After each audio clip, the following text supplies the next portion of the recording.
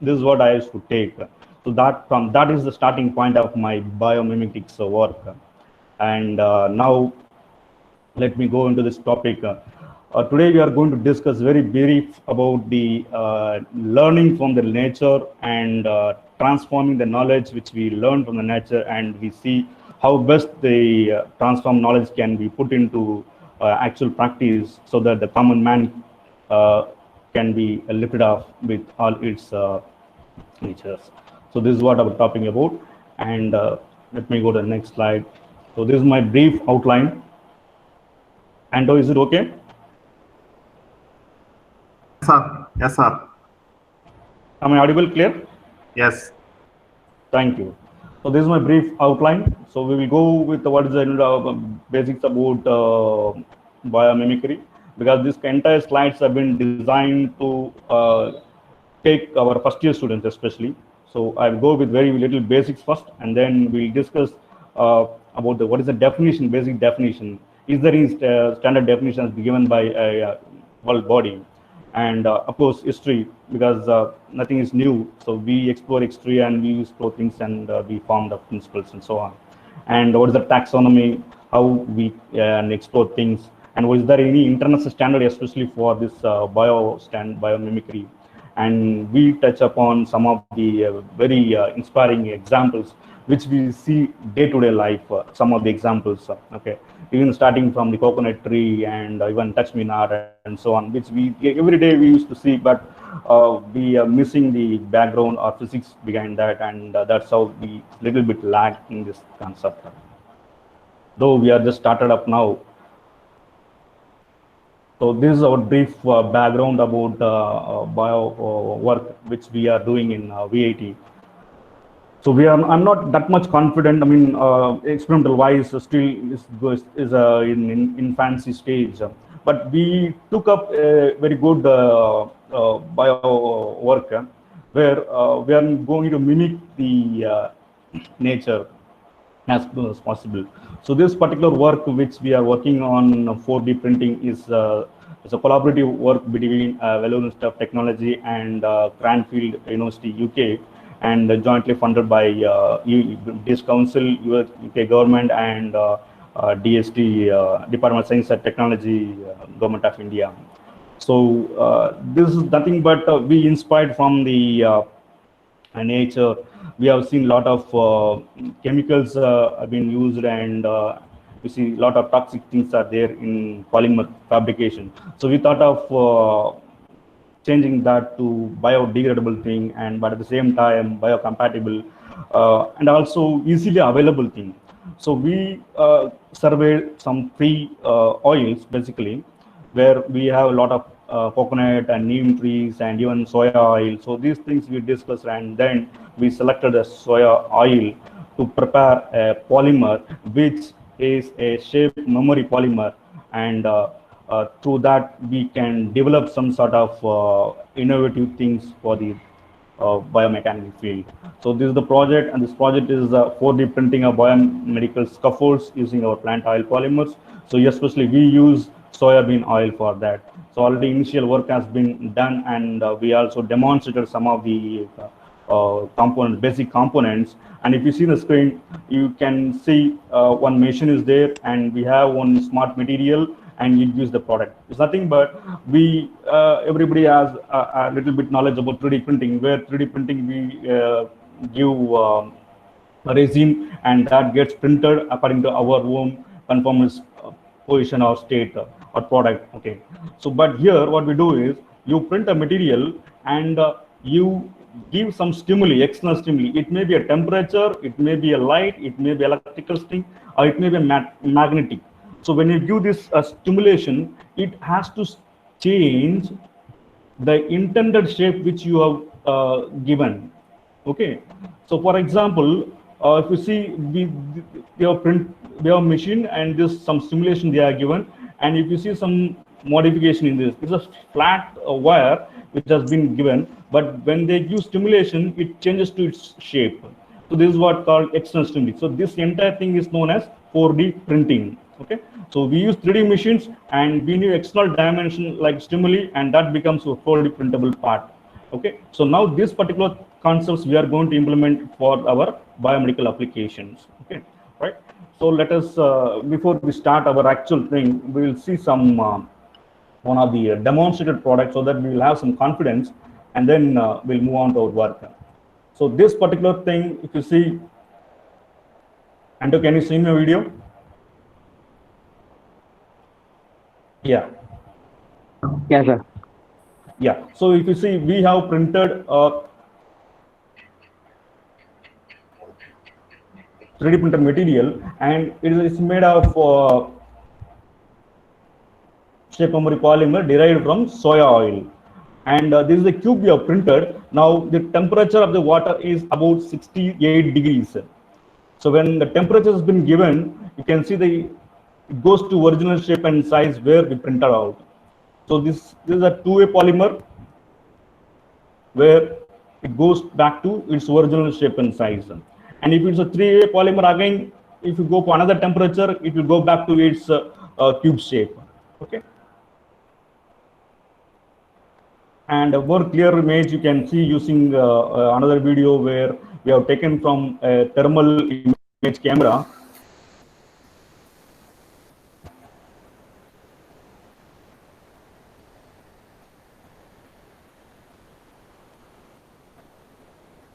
I think voice is very high, right?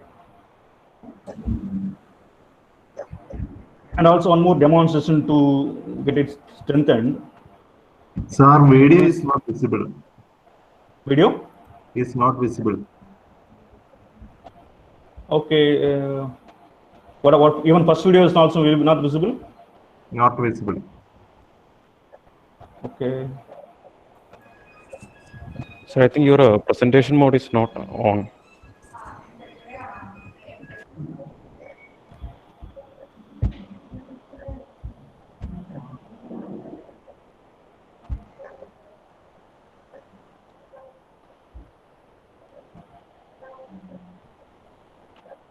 Is it okay? Yeah. Shall I go to presentation mode, or can we go with videos again?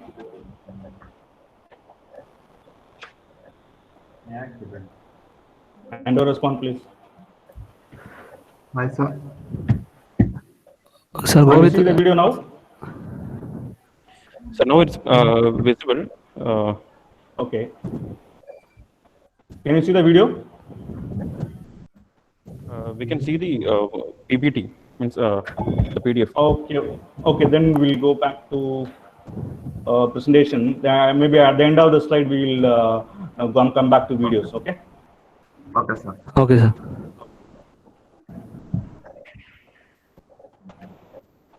Okay, fine.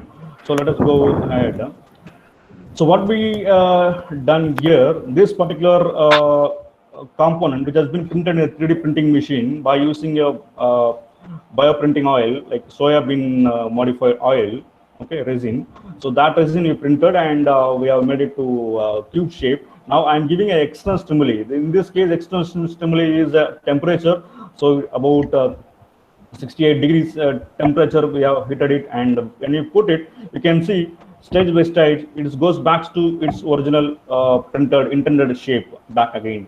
So this is one type of shape memory polymer work which we do to mimic our actual intended circuit. Then next, what is basically biomimicry? It's a very big paradigm where you can learn everything from the nature. Nothing is new. The background slide which you are seeing now is a very interesting one. It is a magnified view of our own butterfly. Okay, so if you see the butterfly wing, we have very fascinating colors, right? But if you see, there is no thought, I mean, no chemicals involved, and nobody has painted it, nothing. But if you see the structure, different scallop structures have been provided by the nature, mother nature. And this, what happens is when the light falls on these surfaces, and it goes to all sorts of mechanics like bending, reflecting, pattern in everything, and even amplification. So that gives the peculiar output of different colors in case of peacock and even butterfly. Okay. Now let us come back to definition of biomimicry. How do you call biomimicry? What we actually do in the biomimicry? It's nothing but it is an approach to the innovation which seeks sustainable solutions for mankind by emulating the nature's strategies and patterns. Okay, so this definition is actually given by the world famous Biomimicry Institute, founded by Ms. Jane Byness in 2018. Okay. So the actual world evolved very first time in 1960 when Jack Steele of United Nations Air Force, during a presentation, he given the word biomimicry. And there is another word we can also call as biomimetics, which has been given by Otto Schmidt in 1969. Bio means life and mimesis means imitate. So that's how the word biomimicry and biomimetics came into picture. And if we go back to history, it starts from our own Leonardo da Vinci, who inspired by the nature, and he has drawn, though he has not seen the actual product of the natures, some wings you can see, and how is defined one day man can have this kind of structures, and that has been proved fruitfully by Wright brothers after several decades. Okay, so this is a wonderful background of biomimicry, where we have seen the nature and then mimicked to bring back to its original state. And then we too have a very wonderful history of Velcro. I hope every household we nowadays have Velcro. Okay, so it has been founded by Swiss engineer George Mestral. When he was walking through, his dog got affected, impacted with the Velcro or alpha glaring fruit, which sticks to the body actually. Okay, so he just magnified the image, and then he found out the Velcro, which we are going to see shortly. Okay, and after these years, up 1990, but still the word was not familiar in the world, and only after 1997, when Jane Byness has given a very great platform, and when he published the first book, Biomimicry, Innovation Inspired by Nature, so that triggered again to people to look back to the nature and get the things done very fast and efficiently, and to solve very hardcore problems by observing the nature. So this is 1997 is a very remarkable year for the biomimicrist. So this is Professor Jane Byness, who is a world-renowned bio-inspired consultant, and his work has been inspired by many, and still she is guiding the world. And if you see the nature, all the biological materials have been designed for not only single function, as for multi-function. Okay, and there are certain laws which we have to practice when we go and observe the nature, and we try to mimic that and to bring back to our problem solution.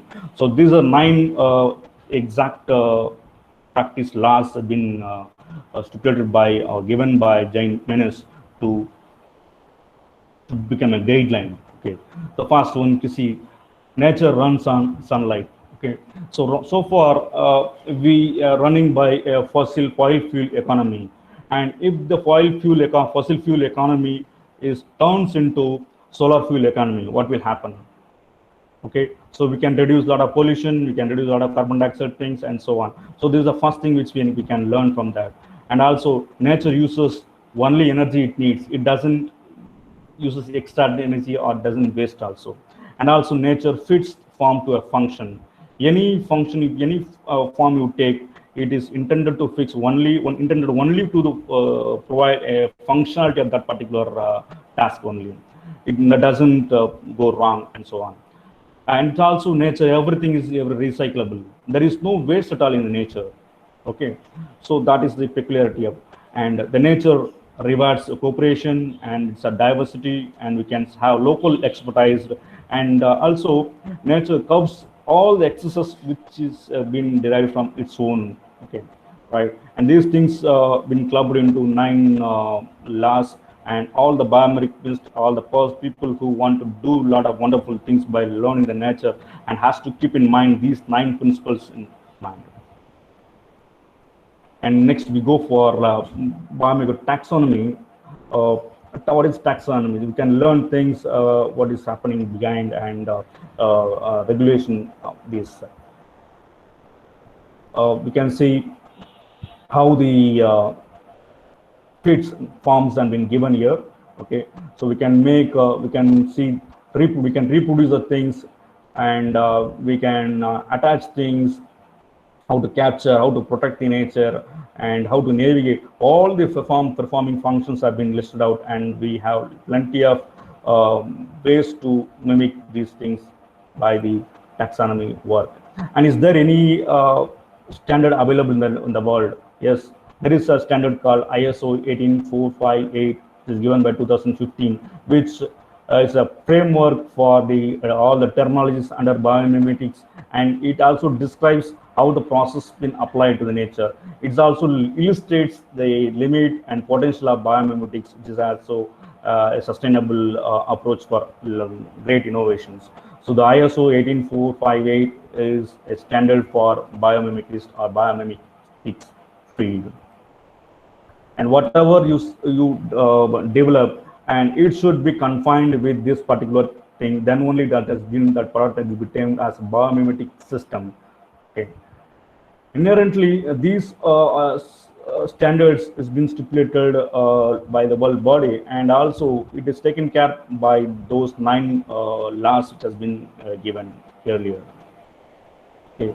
And as I told you already, these are all multifunction materials which we see in the nature. We see some of the examples before we get into our regular inspiring examples. You see lotus leaves, we have a lot of super high potency dozen beds, and if you're a gecko, it's not only for adherency and also for self-cleaning, even for sharp skin, which we observe. It is for drag reduction and also for anti-fouling. There's nothing for single task, all multitask we can see. Some of these similar examples which we observe: butterfly wing and spider and polar bear and so on. Everything is a multifunction this nature. So we will get back to our regular term. So we will start with a very old learning from the bats, which we studied in the school days. What bat does, it sends, it's in the sound waves. Okay, the basic principle behind is echolocation. Okay, so echolocation. So the bat sends a signal and it reflects back, and based on that reflection, it observes the distance of the product, and hence it understands its prey. But actually, bat, it's not a blind animal, blind bird. Okay, so by observing this particular nature, what people have done, they have found out the sonar. Okay, now even though we have invented a sonar, but the actual status, if you see in this statistics, which is recently published one, you can see some of the design, human design based on the bat inspiration. Some radars have been designed and works well, and we do very proud of things to say that even we also indigenously have developed several sonars. But the actual thing is, if you see the first column, we have mentioned natural design bats. See the weight of the system, how much weight it is, 0.012 kilogram. Okay, weight of the system, entire system.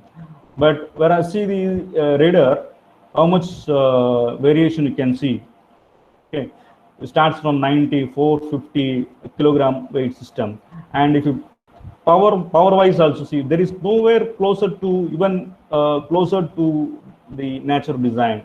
So this is a superiority which Mother Nature gives us to understand more and more, so that we can go at least closer, so that we will have a number of very valid products, and with variety of multifunctionality in that.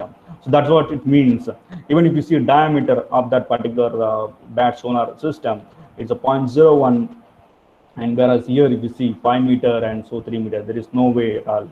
Okay, and even if you see figure of merit, you can see this is a figure of even efficiency. Will see 2 giga, and you see this is a minus a trillion, millions of difference we encounter.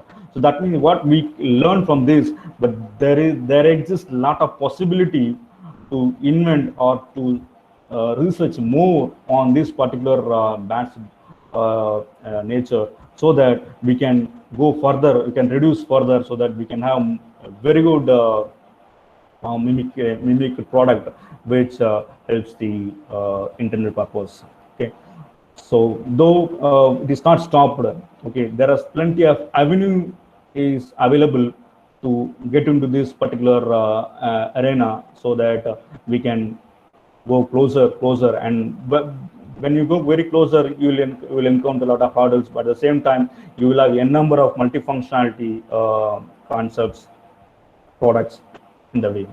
So that's what we experience from this particular scientific data. Okay, and interestingly, if you note the figure of merit, where we can judge the capability of the design, is one if you take, and if you see this particular designs, nowhere all are 10 power minus 14, minus 11, minus 12, and nowhere closer to this. So it takes a lot of efforts and techniques to bring back to at least very closer to this particular Mother Nature's work.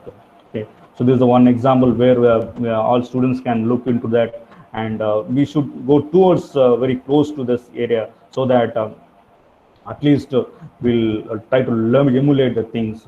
Okay, so the next one, as during first discussion we had the George Maxwell Velcro. So what happens is in 1940s, during the 1940s actually, so when his dog's hair was stuck with some burr, so he experimented that by using a microscope, and what is happening and how the burr gets attached with the dog's hair. Okay, so this is what inspired him, and that is the experiment's outcome is our Velcro.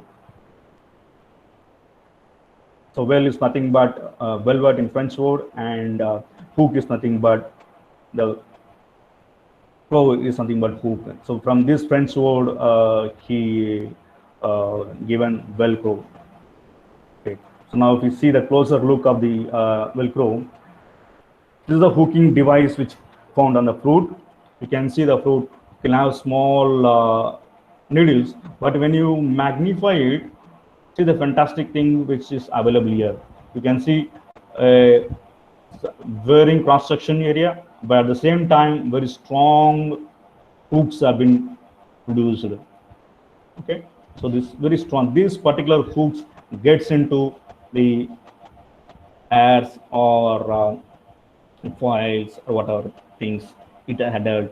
You can see the magnified image here and the two cooperative surface if you see. So this particular, the third one I'm talking about, you can see hooks gets adhered to the fibers. Okay, very fantastically. So this particular magnified view inspired him to develop a Velcro, which we use for daily life, and every household, everywhere we find this device, very cheap and innovative thing. So this is nothing but this is inspired from this particular incident. So this is what we learned from our Velcro. So we observe the nature, go closer to that, and understand what is the physics behind that. And by without doing any sort of disturbance to the nature, we just emulate it, learn it and mimic it to bring back to our convenience. So this is a second example. The next we'll go back to our own lotus leaves. So what are the things we learn from lotus leaves? How it ripples, how it able to clean itself, and how the water gets roll over the lotus leaves, and what makes the lotus leaf waterproof. So again, what people have done, they have taken the lotus leaf and then studied it very carefully, they magnified and they understood the structural mechanism behind the lotus leaves, both front and back, both sides they are understood, and then they have provided some sort of physics.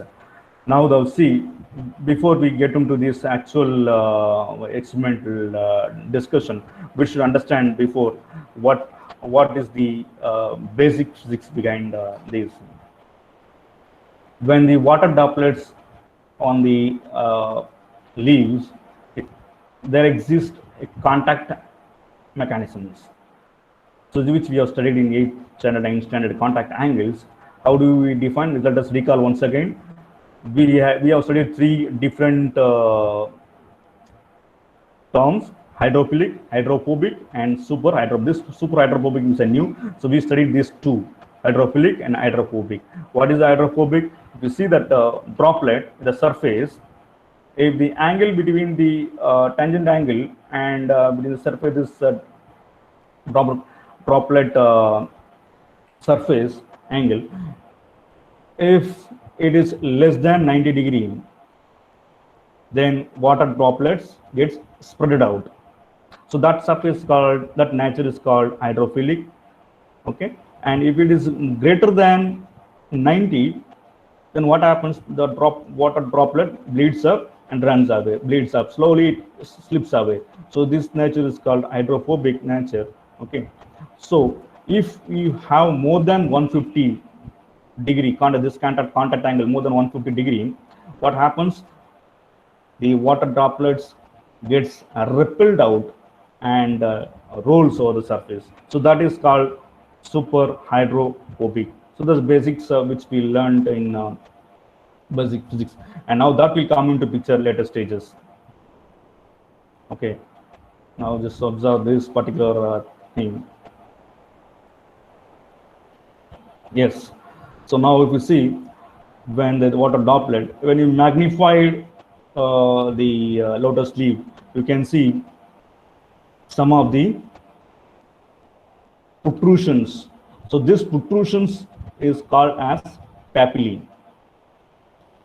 High density of protrusions are available in the lotus leaf. Okay, so very different varying dimensions, both heights and diameter wise. So this papillae can see how much diameter you can, from varies from 3.8 to even 10 mm, 10 micron, and also height from 10 to 15, and this height 10 to 15. Okay, so these are all equipactal wax imposed structures. So these structures actually creates the water droplet to get moved on without sticking the leaves, and also remove the dirt. So this is the basics behind the self-cleaning mechanism. So if we can able to produce such type of structures, and that structure will give you self-cleaning surfaces. So that is the effect, and this is called lotus effect. Okay, and because the lotus angle, lotus leaves know that water angle is about 162 degrees. 162 degrees means what will happen? 162 degrees, it is goes beyond super hydrophobic. So water droplets tightly bleeded and gets depleted. So this is the phenomena which we encounter, super hydrophobic in nature. Okay, so this is a basic physics which we have learned in our school days, where adhesion, cohesion, and so on. So this again it comes into picture. So this is about effect of lotus leaves, and through that we learn how the self-cleaning mechanism has been evolved. And these are some of the recent research which involves lotus leaves. Okay, and people have gone to produce a self-cleaning solar panel by mimicking the concepts of lotus leaves. So this is the application which we bring from the mother nature. So this is one structure, lotus. The second one which we learn is a gecko. It's a very interesting part. So everybody wants to walk in the wall, right? And the gecko is having a very peculiar thing. Even you can go inverted also. inverted. So how it is possible with the given weight and ratio, how it is possible to move on the vertical structures, inclined structures, or even suspended structures? What makes the gecko to do this kind of things? So basically, people have observed this and they understood the gecko foot is having some sort of peculiarity in that. So they magnified the gecko. The second slide, second picture which I have shown you is, you can see a magnified, optical magnified view of a gecko foot. You see how many fingers we have: 1, 2, 3, 4, 5 fingers. And if you see the 5 fingers, you can see some sort of serrations, right? So these serrations is a very optical serration which we see right now. The subsequent slides you can see, when you magnify one particular finger, gecko finger, foot finger, what is happening, what actually the nature is as given, and what makes the gecko to stick to the surfaces without giving much energy. Okay, so this particular serrations is nothing but the structures is called setae. So these are all attachments. These are also called attachment pads. These are required for attaching and detaching from the surfaces. Okay. So now just we will observe the very carefully. This is a gecko's optical image. So one particular finger are taken. This particular, the entire thing, this one particular finger is capable of lifting 2 kg theoretically. Okay, so that much surface can be, load can be adhered to this particular finger. So that is the peculiarity. Now, when you magnify and study one particular finger, so lot of status you can find, different structures you can find. And now, what the structure does? How the structure makes the gecko to stand inverted also. Okay, climb inverted also. Now, if you magnify again, you will see. You can't believe this. Even a small segment, you can see lakhs of micro hairs are available.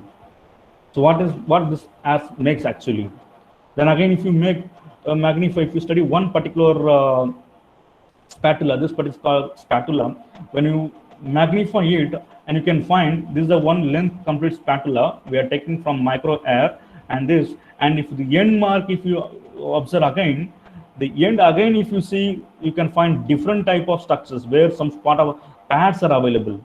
It's not a sharp end, it's a pad type, flat type object, flat type of geometry you can see. So this is the extraordinary structure nature has given to the gecko. Okay, we are seeing only the basic serration mark. When you magnified, you can see some macro structures, and then macro structures, when you again magnify, we are getting micro hairs, millions of micro hairs, and one macro hair I'm taking and we expand it, and this is the micro hair, and you will find at the end still it is giving different type of structure. Okay, so that structure is nothing but, if you see, the flat type.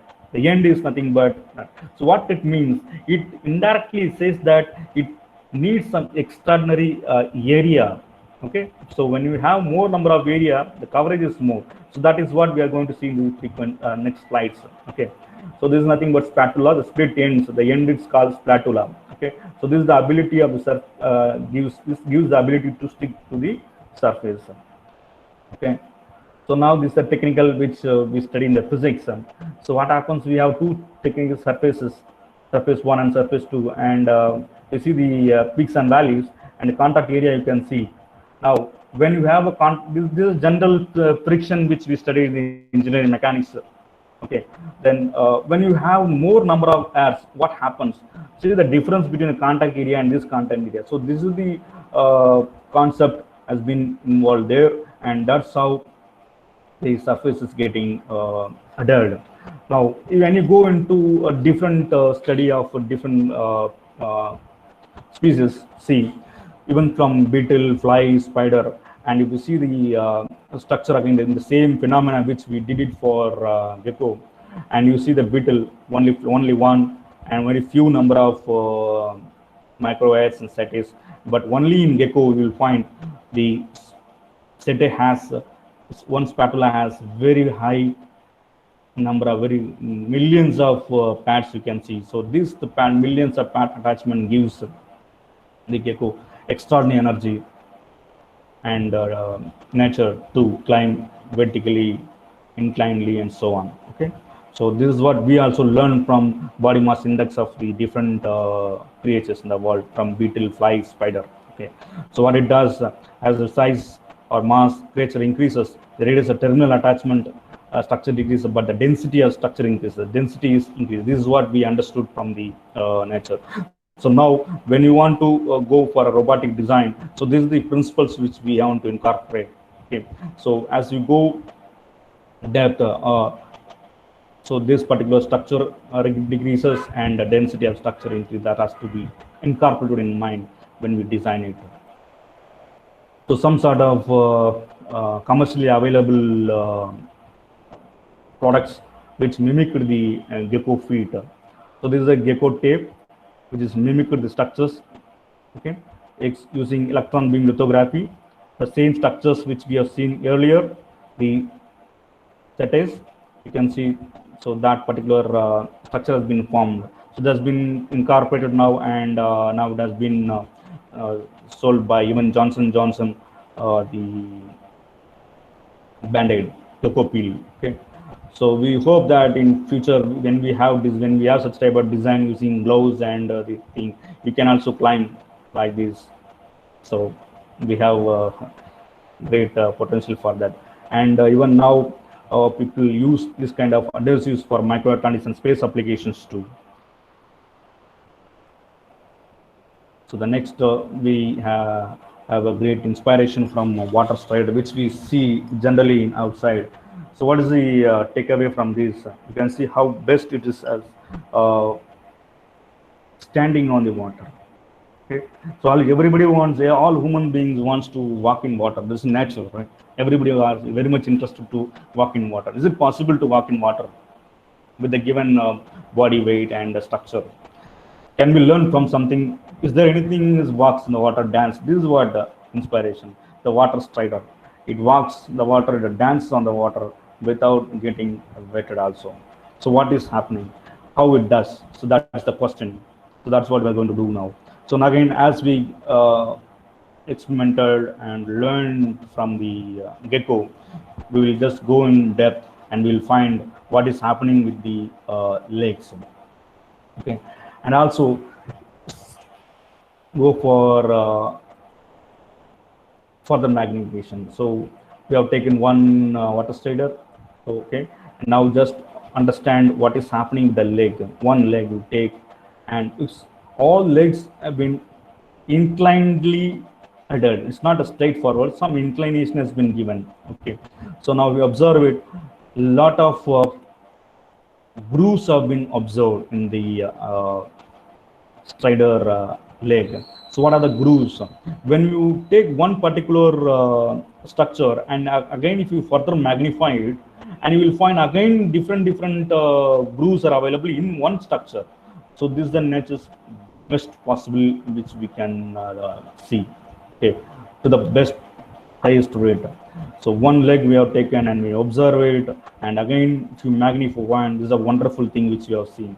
So what we learn from this particular grooves? So you see all are arranged inclined 20 degree from the surface. So this micro and set is composed of helical nano grooves. So this traps the air bubbles. So that is the takeaway.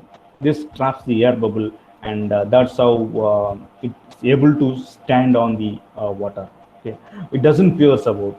Okay, so even you can see the maximum supporting force of a single leg is about 15 times of the body weight of the strider. That is very interesting to note. 15 times of the total body weight. Okay, it has a supporting force. Okay, and also the corresponding volume, the water which is ejected is about 300 times that of its leg. Okay, so that is nothing but indication of the super water repellency. So can we mimic this two concepts so that we can have a small robot which can also travel on the or walk on the water. Okay, so which can be used as a drones or even micro robots we can use for medical applications. Okay, right. So that is the physics, and people have tried that. So they have mimicked on these concepts on the copper surfaces, and this copper surface hydroxide nano needle, which they mimic the same sculptured with the certain limited nano grooves. Okay, so this is successfully has launched, and now subsequent research is going on in Israel and even European Union to further fine tune this particular, so that this particular 15 times and 300, though it is not possible at the right time, but future will tell how close we are going to these two data, so that we can have very wonderful water artificial water fighters. The another one interesting thing is water spider, where the same, you see, they take the leg and a magnified, you can find again different nanos grooves, which is ultimately mimicked for super water suits. So these three examples which we have seen gives a very depth insight where we can learn and mimic into natural world.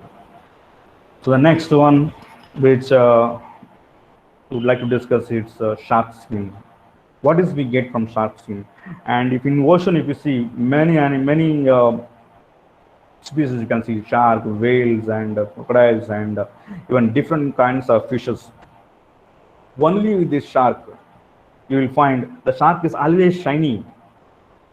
But if you see even whales, you will have a lot of barnacles, lot of attachments, lot of natural growth on the skins.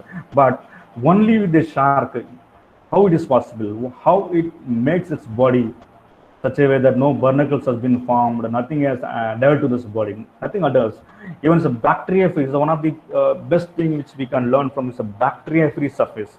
So that is what I need of the today. Today, having been affected with the corona, we all wash our hands or everything we are cleaning with the solutions to remove the strains or remove the bacteria or virus effects, right? So this is a need of the today stock actually.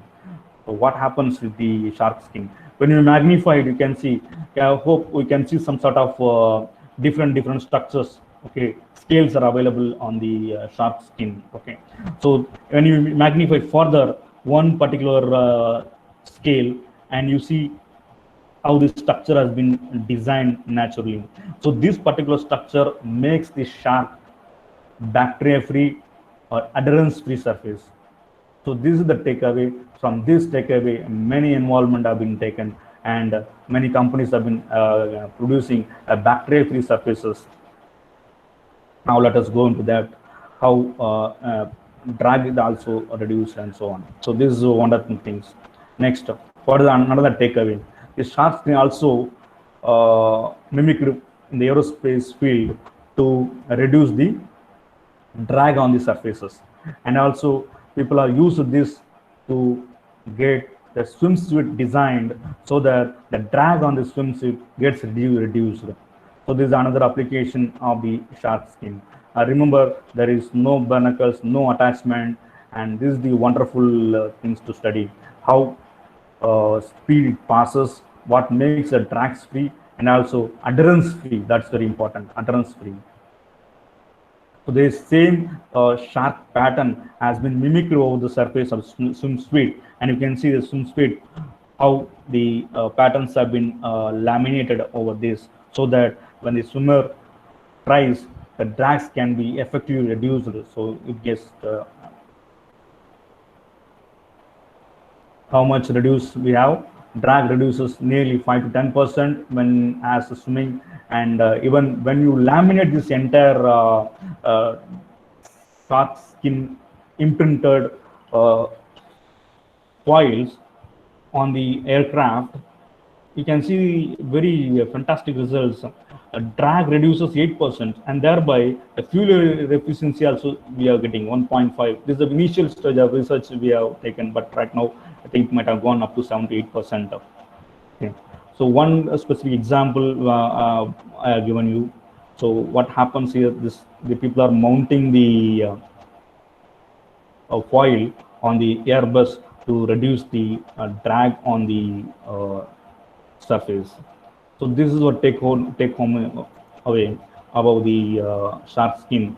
Apart from that, as I told you, there's a barnacle frame, and you see there is a propeller. How much attachments of barnacles is there? But whereas the shark skin you can find very shiny. Even if these things are structures, extra barnacles you can find even the whale also in several fishes also. Okay, so what happens is this shark skin has biofouling pattern also. Okay, so this is the take home. So this particular company mimicked, and they are arrived a shark micro pattern foils, and now they are selling for even for door clamps, and even for all offices. You can use this film so that the area becomes antibacteria adherents. Okay, so that is what from shark. Next, we will learn what things from mosquitoes. You see, when mosquito stands, it's a wonderful dynamics which we observe apart from the physics of needle. So if you observe it, even before it stands, it's a simple like we have it just a tank inside. Okay, and to balance the tank, it does different mechanisms that will keep it aside. So we'll concentrate more on this particular needle for this particular webinar. So what is the take home away from this particular needle? Okay, the mosquitoes ABM side. So if you magnify it, you can find the telescopic like thing you can see. So we have three different telescopic nerves inside. So only this large end is a needle. Okay, this is called fascicle of the mosquitoes. Fascicle. Okay, so this fascicle only gets into our skin. So you will find pain only during the ejection only, not during the insertion. So that is how it has been designed by Mother Nature. Okay? So if you observe very closely the fascicle, and this is the end, you can see how minute serration have been given in the mosquitoes. Very minute. Okay, and one more serration also adherent. So this makes the painless entry.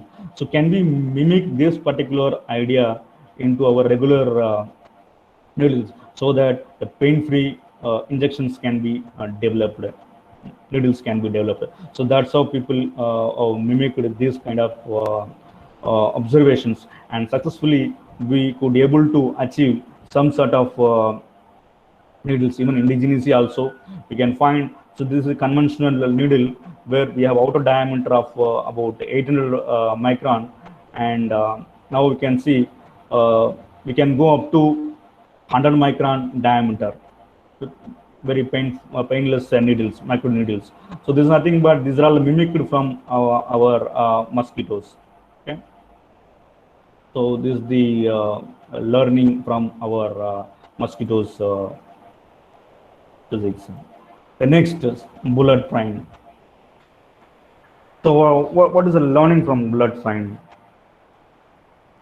Every country wants to have high-speed trains, but the criteria, the constraints involved is very complex in nature, very complex. So now one example, we will see how Japanese, when they launched the first bullet train in 1960s, what are the obstacles they encountered with this bullet train, and how they overcome the obstacles by observing the nature very meticulously and achieved their intended purpose. So this is a very great example of learning from Mother Nature. So this particular figure is a recently available picture with the bullet trains, but earlier this particular shape was not there. That's what we are going to see. So this bullet trains runs about how much? 300 kilometer per hour. Okay, so when we travel 300 kilometer per hour, so you will encounter a lot of drags. Okay, and also because when it gets into tunnels, what happens because of atmospheric pressure differences in tunnel is different and atmospheric pressure is different. So there exists the pressure difference when the train forced to enter in the tunnel and gets away. You find some sort of abnormal thing called tunnel boom. Okay, a very huge sound will create, and that disturbs the entire residents who stay nearby the tracks. So this was a very great problem they had earlier. And the second problem they had, the pantograph, which gives the power from the power line. So this also secondary effect of the sound, continuous sound. So how to tackle these two problems, tunnel problem as well as pantograph problem, is a very headache on that day for those people who designed it. So if you see, this is the first bullet train in 1964, Japanese launched. If you observe closely the front of the bullet train, you can see the shapes.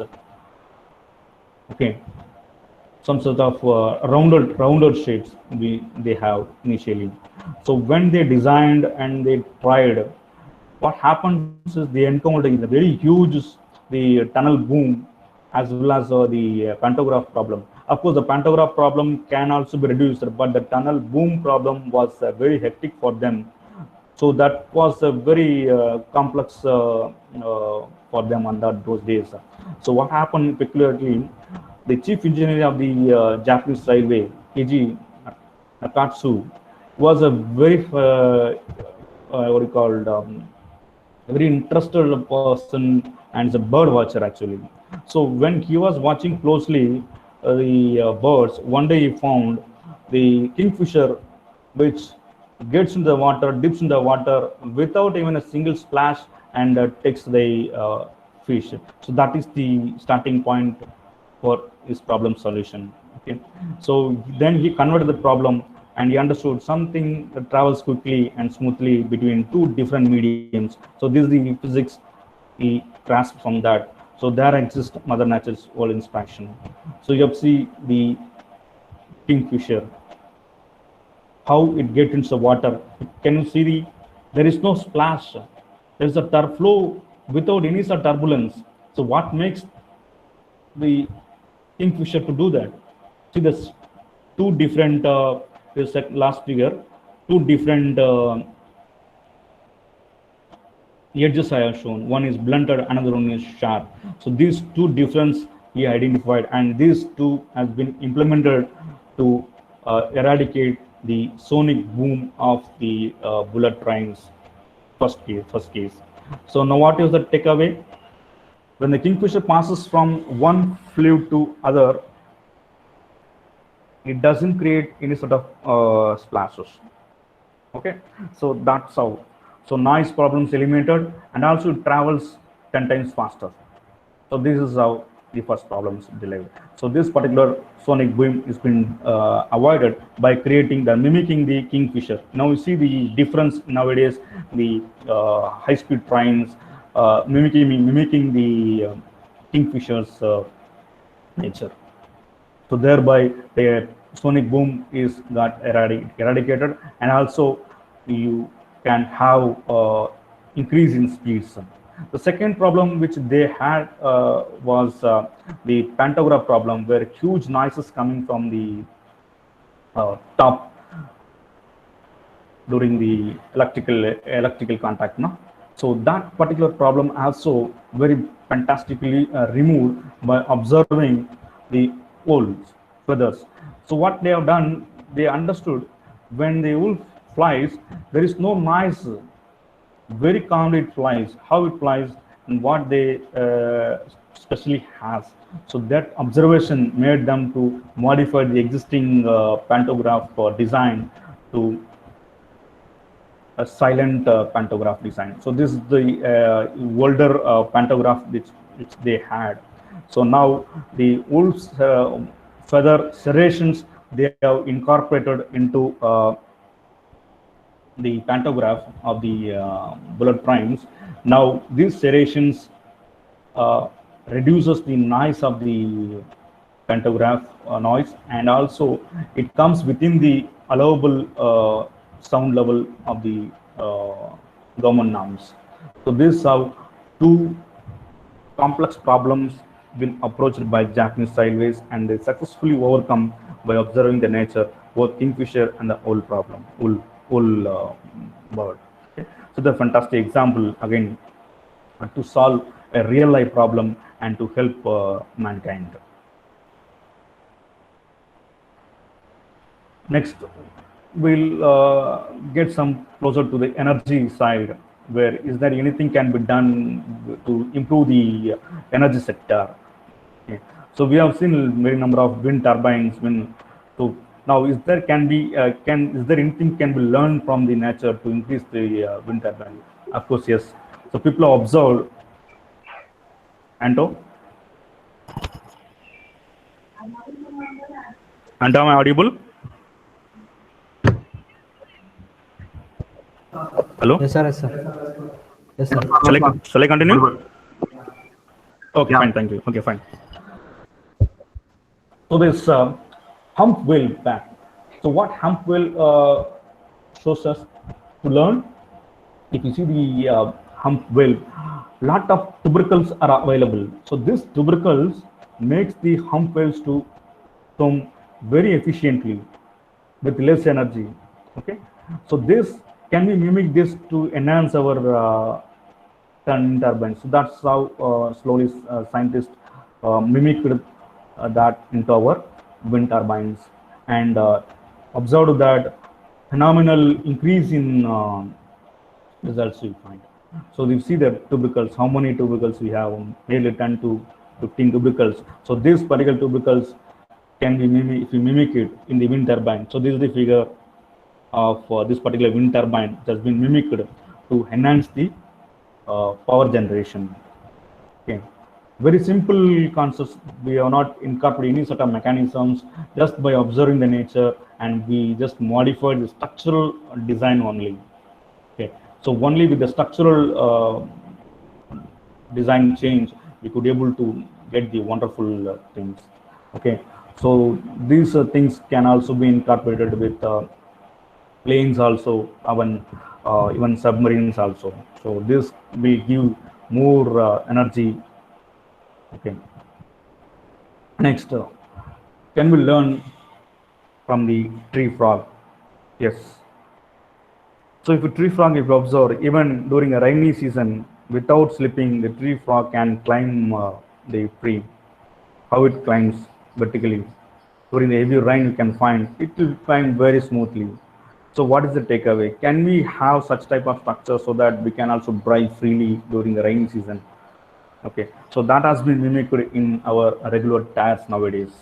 So what people have done, they have observed this very carefully, and they have observed that the tree frog legs have been given this kind of patterns, different columnar cells, and separated by canal-like structures, which gives the frog sufficient channels, cooling water channels, so that it has a grips on the surface. So that has been mimicked on the tire. This is also called tire tread effect. Okay, so this tire tread, you can see how this mimicked same structures. Water can be flown away, so the adherence can be created by these intrusions. So this is how the tire effect gets enhance our transport sectors. Okay, this is another very peculiar thing where we can learn how to generate parts, biomedical parts, but still it is in great research. This particular aquatic species, okay, it generates almost all things. It generates limbs, tails, even spinal cord, and parts of the brain also. If these parts of the brain, even heart, and lower jaw and other, almost 80% of the parts can be regenerated by this particular generate. If we are able to learn this particular thing, for even for example, if you are able to mimic part of that, this brain, I think most of our stroke patients get relieved. Where the brain cells gets affected, we can't have a regain resell. I mean, the cells won't be regenerated. That's the thing. So, but inspiring by this particular species, I hope in future we can get things done in this arena also. This is a very peculiar. So we are all eagerly waiting for this, and let us join together and do some sort of research in this area also. And then I think students can take up some of the simple projects to know more about this particular species in later stages. Because this is a very wonderful thing. You can see it generates almost most of the parts, tail, spinal cord, heart, brain, lower jaw, and so on, right? So this is a takeaway. And then how to get harder surfaces. Okay, so nowadays we use a lot of agricultural tools where you find then basically the ground level. The spades gets eroded very quickly if it is a rocky soil. Rock soils are not good, and the expense also very high. Even the earth movers, even when go for quarrying sand, even rocks, all those things very great. Even for coal mining and etc. So the erosion is very high, and but in the pangolin, if you see, it is a soil borrowing animal. Okay, and it goes in the soil without having any sort of destruction, though it is gets eroded also, but still it manages itself. So what is the peculiarity? How can we mimic this? Can we have this kind of structures?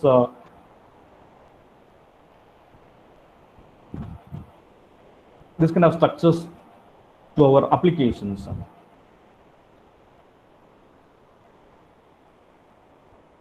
So the study revealed the chemical composition of this pangolin scales. This scales is has some sort of different sort of creatines. Okay, creatines is having.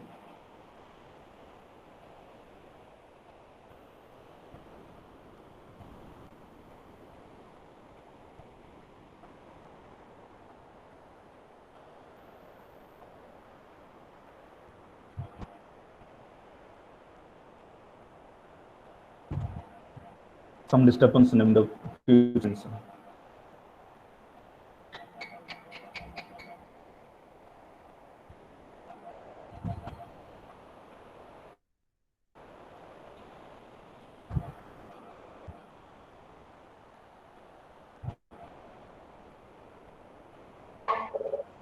Ando, can you see my screen? Yeah, but that is not full screen.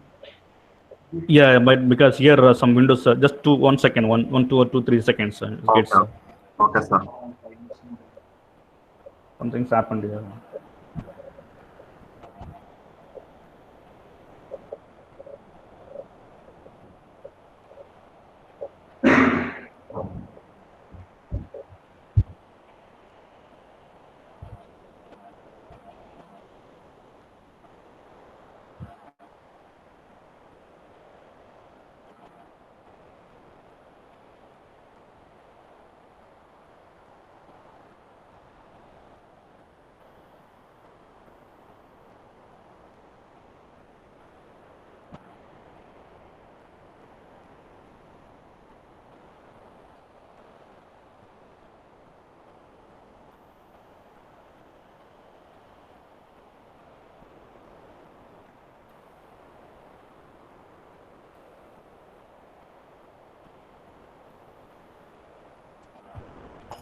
Anto, can I start with mobile if possible? Let me try for once again. It is getting stuck. My screen is get stuck.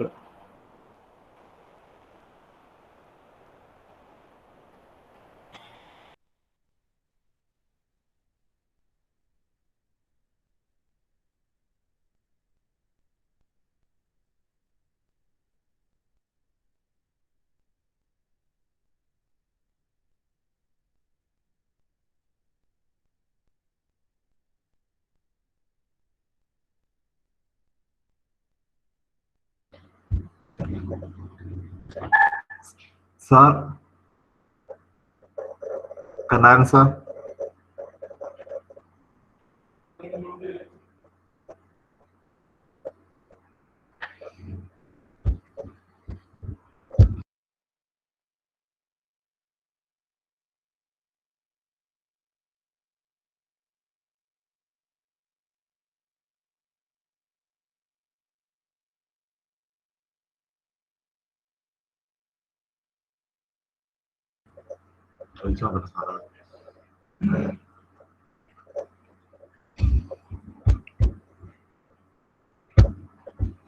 Can I answer?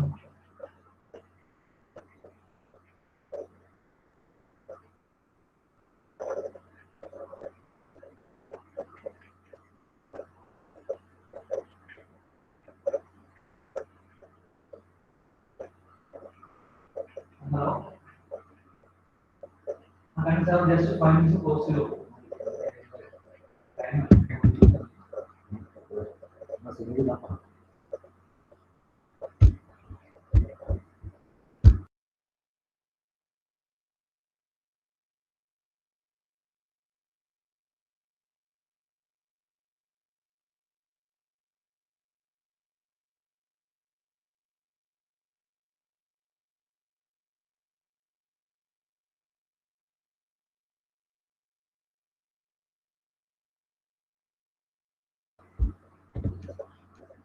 Can I answer slide number?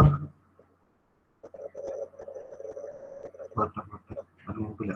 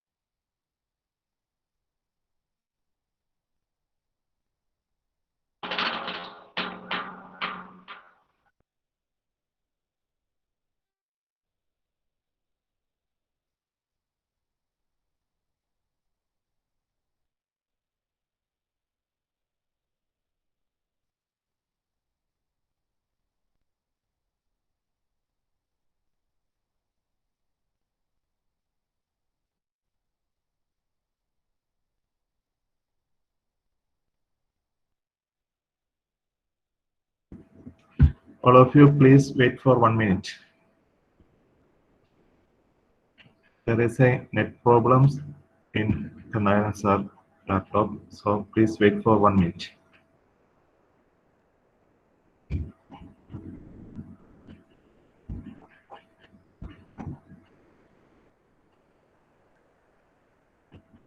Now,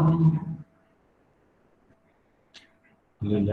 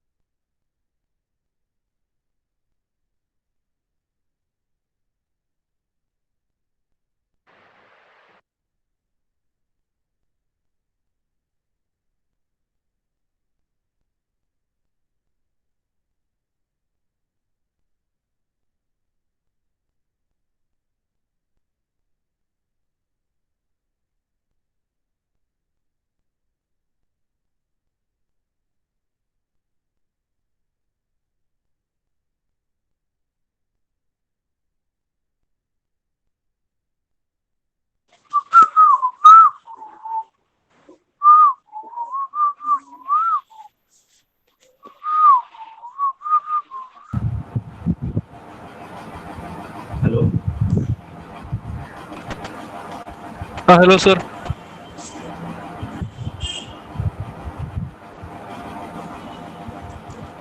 Yep. Sekian.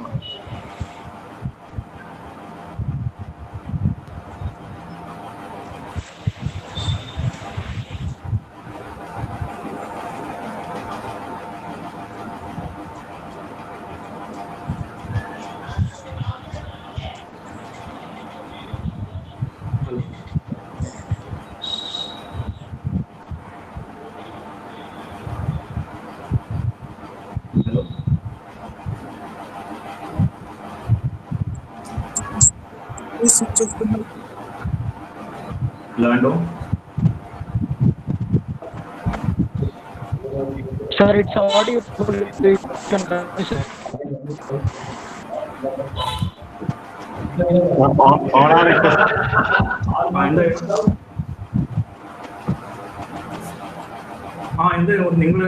നിങ്ങൾ screen കാണാൻ പറ്റുള്ളൂ. Can I continue? Okay, sir. Okay, thank you. Okay. And just confirm my voice is audible now. Yes, audible. Anto, Audible. It's audible. Yes, sir. Audible. You can continue, sir. Anto, Yeah, audible, sir. It's audible. Anto, please confirm. Yes, sir. Audible.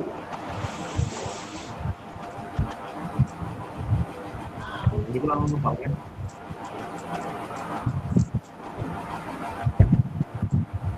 Sir, it is audible. Anto,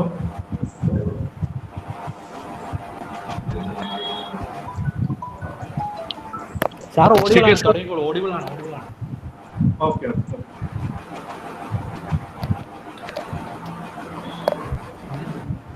So quickly we go to the next slides. It's a very interesting topic which we'll learn from Peacock mantis, which is available in the ocean side. And the peculiarity is here, if you see, observe here how it breaks the shell. So that is the very important thing which we'll learn. Okay. So now, if you observe this particular hammer, which is used to break in shells.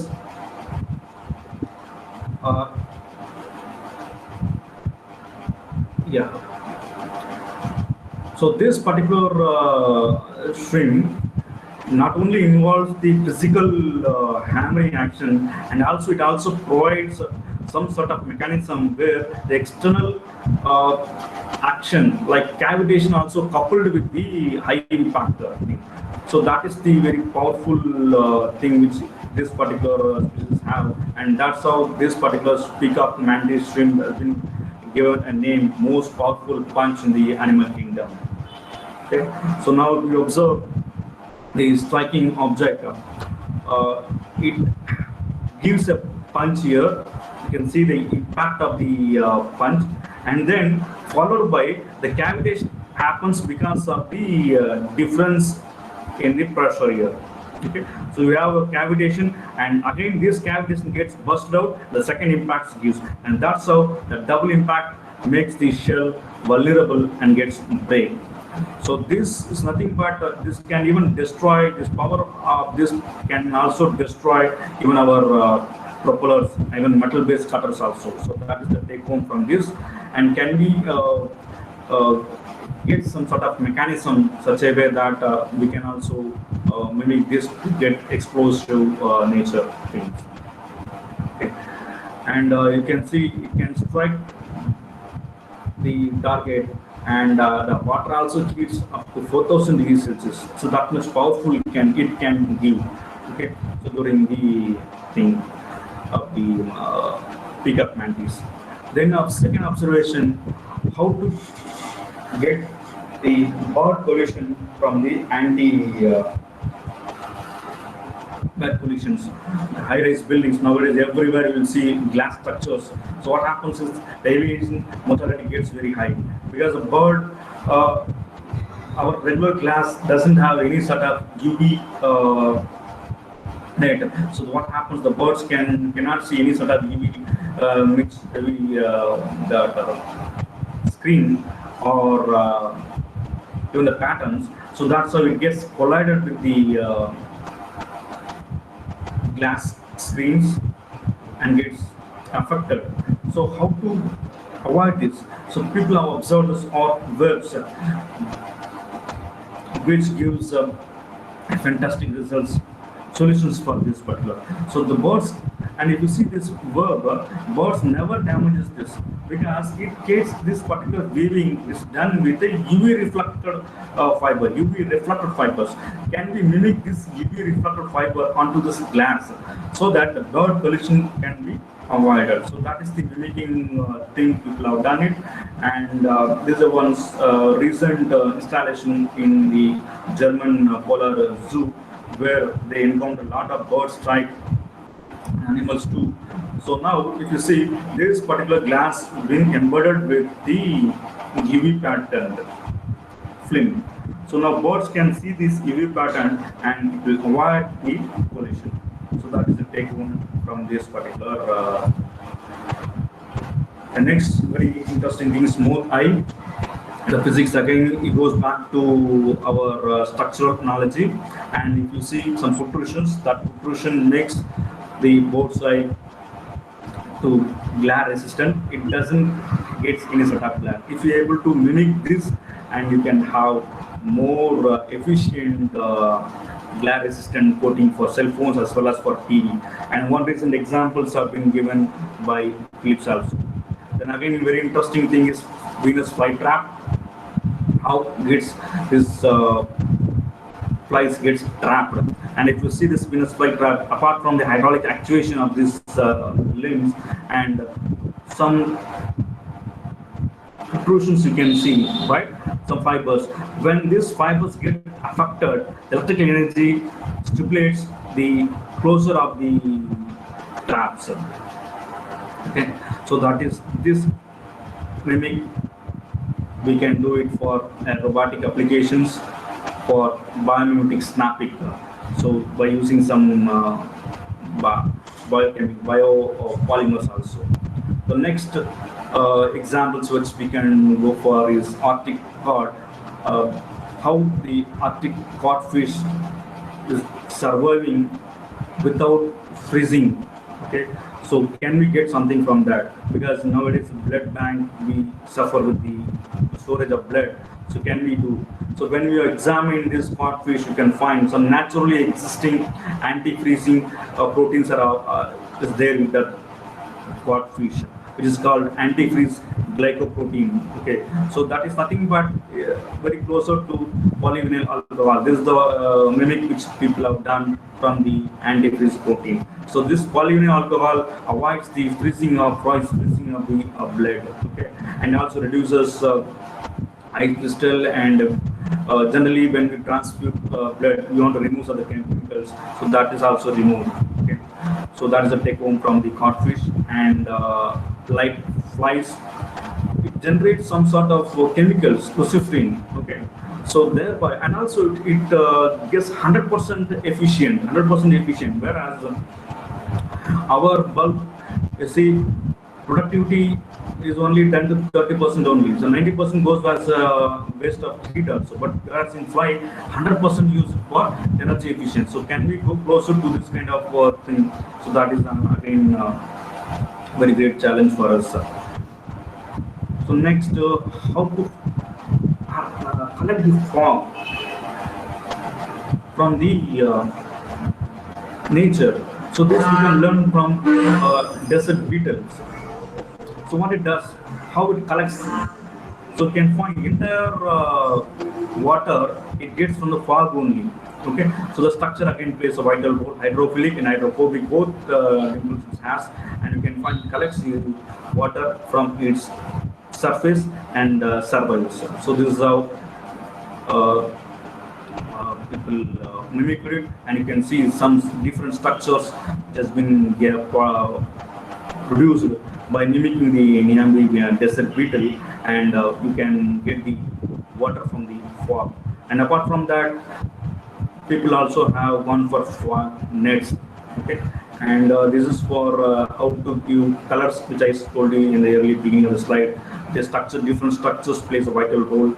And now can we go for a toxic-free paints, and even can we mimic a butterfly wings to get efficient solar panels for photovoltaic applications. And again, we can learn a lot of things from communication between bees and ants. So that is efficiently nowadays. Recently, the N-Cycle, the company, which incorporates swarm logic to save the energy very efficiently. They have done a very good algorithm using swarm logic algorithm and device using IoT, Internet technology segment. We are coming to close. Last one, rhinoceros. So very strongest insect possibly, okay, which carries nearly 850 times of its own body. So what makes that rhinoceros beetle to carry 850 times on its own body weight? That is the million-dollar questions here. So, but because even the Olympian can carry only 2.2, and even bee can carry only 24 times, and even tiny ant goes to up to only the 10 to 20. But whereas this rhino goes for 850 times. So that is the another biomimicry possibility. Then again, self-healing of our own teeth.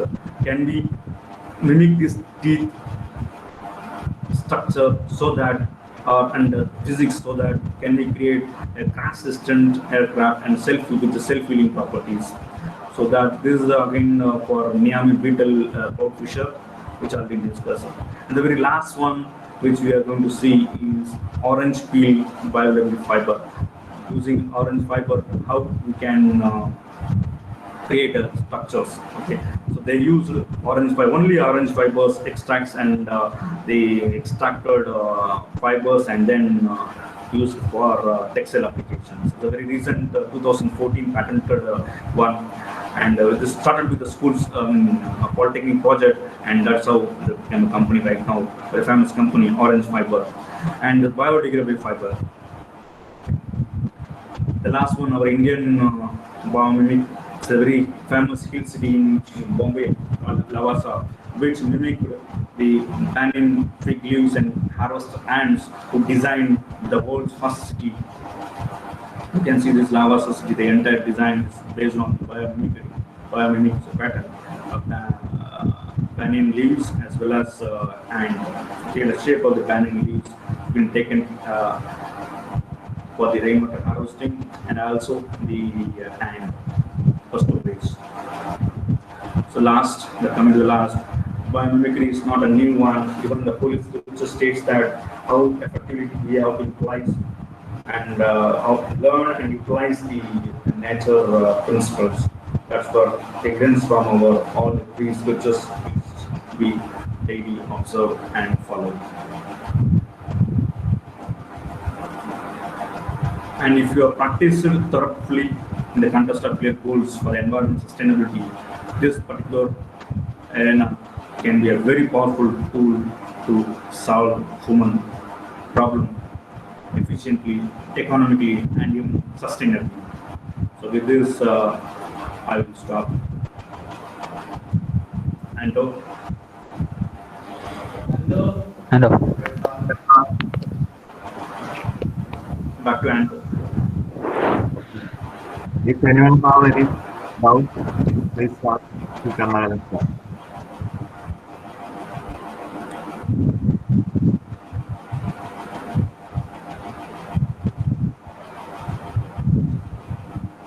Back to Anto.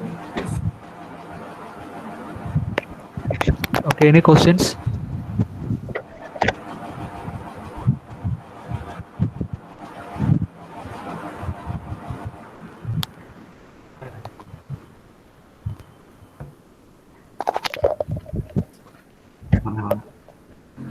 Sunil?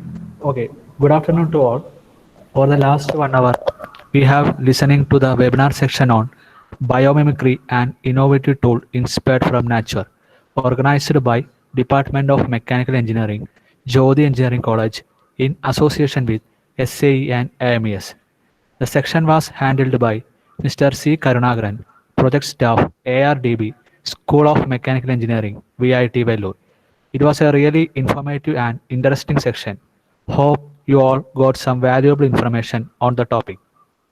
On behalf of Department of Mechanical Engineering, JICC, we express our sincere thanks to C. Karunagan sir for sparing time from his busy schedule and delivering such an informative section. Thank you, sir. Next, I would like to thank HODME, Principal, and the management of Jyoti Engineering College for extending all facilities and support for the successful completion of the webinar. Lastly, I extend sincere thanks and gratitude to each and every one of the participants, both external and internal, for joining this venture and making it a success. Without your participation, this would not have been possible. Thank you all for registering and attending this section. We expect your sincere participation in our future programs also. Once again, thank you all for participating in the webinar and making it a successful. Expect your support in the future too. Have a great day. Thank you.